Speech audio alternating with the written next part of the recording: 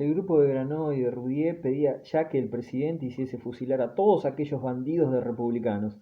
El marqués, apoyado en la chimenea, contemplaba en actitud meditabunda un rosetón desteñido de la alfombra, cuando al fin levantó la cabeza. Pedro, que parecía seguir de reojo en su cara el efecto de sus palabras, se calló de repente. El señor de Carnaván se limitó a sonreír mirando a Felicitas con gesto malicioso. Este rápido juego pasó inadvertido para los burgueses que les rodeaban. Solo Violet dijo con acre acento: con todo preferiría ver a vuestro Bonaparte en Londres y no en París. Así marcharían más deprisa nuestros asuntos. El antiguo comerciante de aceites palideció ligeramente, temeroso de haber ido demasiado lejos. A mí no me importa gran cosa, mi Bonaparte, dijo con bastante firmeza, y ya saben todos ustedes a dónde le mandaría si pudiese. Afirmo únicamente que la expedición de Roma es algo que está bien. Felicitas había seguido toda esta escena con curiosidad y extrañeza, pero no volvió a hablar de nada de ello a su marido, lo cual demuestra que la tomó como base de un secreto trabajo de investigación intuitiva. En cuanto a la sonrisa del marqués, cuya significación exacta no alcanzaba a comprender, le dio mucho que pensar. A partir de aquel día, Rubón, muy de tarde en tarde, y cuando la ocasión se presentaba, dejaba escapar una palabra en alabanza del presidente de la República. En tales ocasiones el comandante Sicardot hacía las veces de un compadre complaciente. Por lo demás, la opinión clerical seguía dominando como soberana en el Salón Amarillo. Sobre todo, al año siguiente, el grupo reaccionario adquirió en la ciudad una influencia decisiva, merced al movimiento retrógrado que se realizaba en París. El conjunto de medidas antiliberales que fueron llamadas la expedición de Roma al interior aseguró definitivamente en Plassans el triunfo del partido Rouen.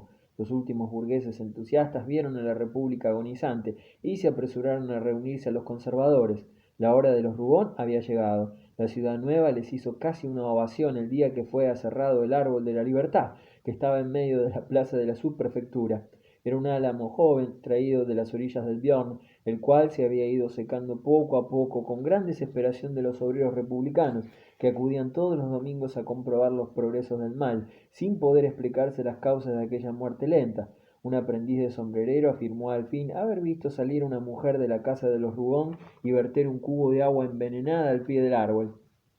Desde entonces se tuvo por cierto que Felicitas en persona se levantaba todas las noches para regar el álamo con vitriolo. Muerto el árbol, el municipio declaró que la dignidad de la república exigía arrancar la planta, pero temiendo el descontento de la población obrera se eligió para la operación una hora avanzada de la noche. Los rentistas conservadores de la ciudad nueva tuvieron noticia de la pequeña fiesta que se preparaba y acudieron todos a la plaza de la subprefectura para ver cómo caía un árbol de la libertad. Los concurrentes al salón amarillo estaban asomados a las ventanas y cuando el álamo crujió sordamente y se abatió en la sombra con la trágica rigidez de un héroe herido de muerte, Felicita se creyó en el deber de agitar un pañuelo blanco. Entonces se oyeron aplausos entre la multitud y los espectadores contestaron al saludo, agitando asimismo sus pañuelos. Incluso un grupo se acercó al pie de la ventana gritando: «La enterraremos, la enterraremos». Se referían sin duda a la República. La emoción estuvo a punto de producir a Felicitas un ataque de nervios. Fue una noche memorable para el Salón Amarillo. Mientras tanto, el marqués seguía mirando a Felicitas con su sonrisa misteriosa. El viejecillo era demasiado astuto para no comprender hacia dónde se orientaba Francia. Fue uno de los primeros que enfatearon la proximidad del imperio. Más tarde, cuando la Asamblea Legislativa gastaba sus fuerzas en vanas discusiones, cuando hasta los orleanistas y los legitimistas aceptaron tácitamente la idea de un golpe de Estado, se dijo que su causa estaba perdida del todo. Él fue el único que vio claro. Violet, por su parte, comprendía que la causa de Enrique V, defendida por su periódico, siga siendo detestable, pero le importaba poco. Toda su política se reducía a procurar los medios de vender la mayor cantidad posible de rosarios y de estampas. En cuanto a Roudier y a Granot, vivían en una oscuridad llena de temores. Realmente no tenían opinión política alguna, querían tan solo comer y dormir en paz, y a esto se reducían todas sus aspiraciones políticas. No por haberse despedido de sus esperanzas, dejó de frecuentar el marqués la casa de los Rubón. Allí se divertía. El choque de unas ambiciones contra otras, la exhibición de las necedades burguesas habían acabado por ofrecerle cada noche un espectáculo de los más regocijantes.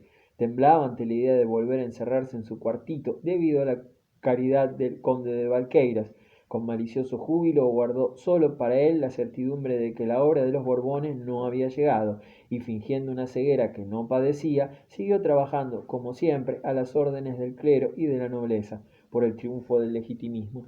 Desde el primer día penetró el enlace de la nueva táctica de Pedro y creyó que Felicitas era su cómplice. Una noche que había llegado antes que los demás, encontró a la anciana sola en el salón.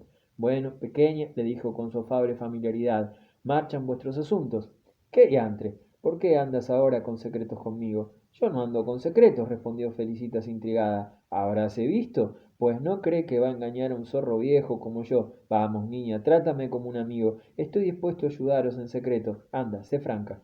Por la mente de Felicitas cruzó un relámpago de inteligencia. No tenía nada que decir, pero tal vez iba a enterarse de todo, si sabía callar. ¿Sonríes? Prosiguió el señor de Carnaván. Eso es el comienzo de la confesión. Ya me figuraba yo que debías estar detrás de tu marido. Pedro es demasiado torpe para inventar la bonita traición que preparáis. Puedes estar segura. Deseo de todo corazón que los Bonaparte os den lo que yo les hubiera pedido para ti a los Borbones. Estas simples palabras confirmaron la sospecha que desde algún tiempo abrigaba la anciana. ¿Verdad que el príncipe Luis tiene todas las probabilidades de ganar? Preguntó con viveza. ¿Me descubrirás si te digo que así lo creo? Contestó riendo el marqués. Yo ya estoy de duelo, hija mía. Soy un buen viejo, muerto y enterrado. Por lo demás, si trabajaba, era para ti. Pero ya que has sabido encontrar sin mi ayuda el buen camino, me consolaré pensando que triunfas por mi derrota. Pero, sobre todo, no sigas haciéndote la misteriosa, y si te ves apurada, acude a mí. Y añadió con la sonrisa escéptica del noble encanallado, bah, también yo puedo hacer mi poquito de traición. En aquel momento llegó el clan de los ex comerciantes de aceite y de almendras.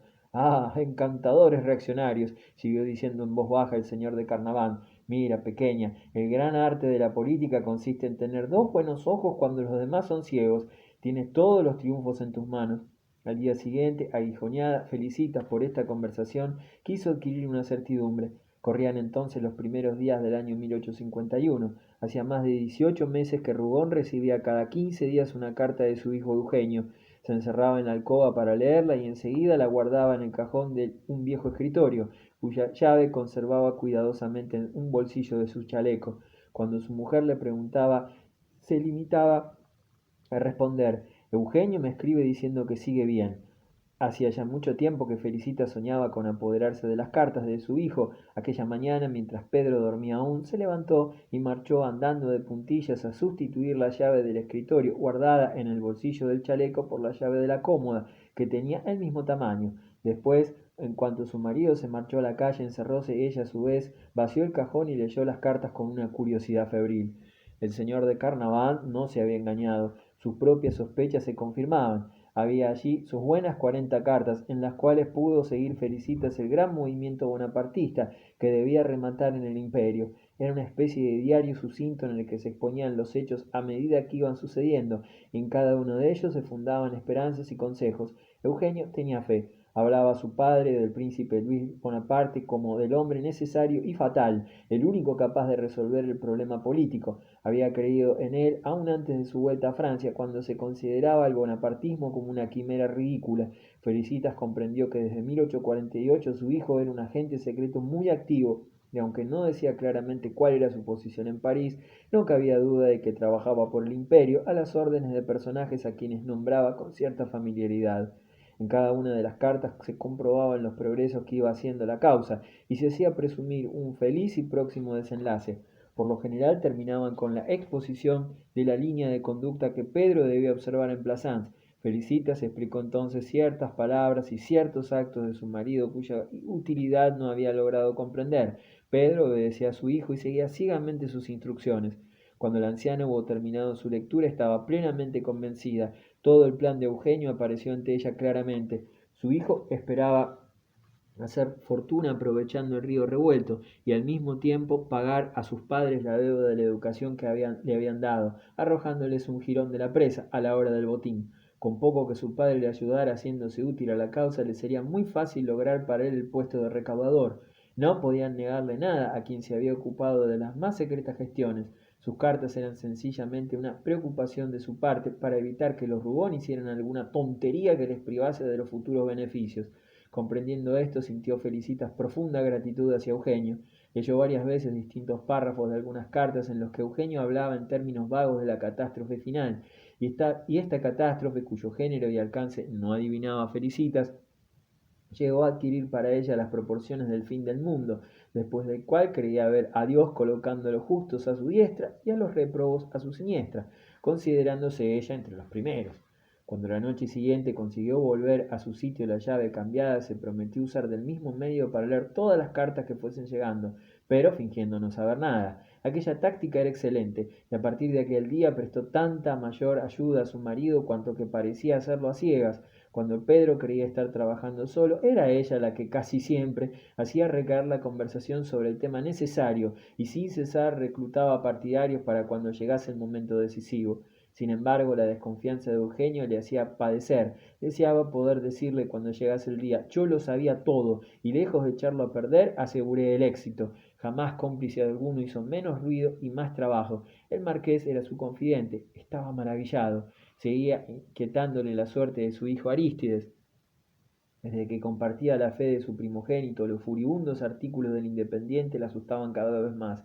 Deseaba con todo su corazón convertir al bonapartismo a aquel desgraciado, pero no sabía cómo hacerlo de una manera prudente. Recordaba la insistencia de Eugenio recomendándoles que desconfiaran de Arístides. Sometió el caso al señor de Carnaván, y éste opinó como aquel. Pequeña, le dijo, en política hay que saber ser egoísta. Si ahora convirtieses a tu hijo y el Independiente comenzase a hacer política bonapartista, sería un duro golpe para el partido. El Independiente está juzgado. Su título basta para enfurecer a los burgueses de Plassans. Deja que Arístides se dé contra la pared, que así se forman los jóvenes. Además, no le creo de los que hacen por mucho tiempo el papel de mártir.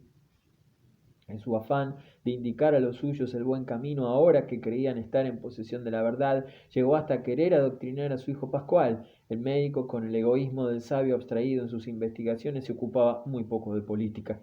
Cuando se encontraba ocupado en algún experimento, ya podían derrumbarse todos los imperios, que él no se dignaría siquiera a volver la cabeza. No obstante, acabó por ceder a las instancias de su madre, que la acusaba más que nunca de vivir como un hurón.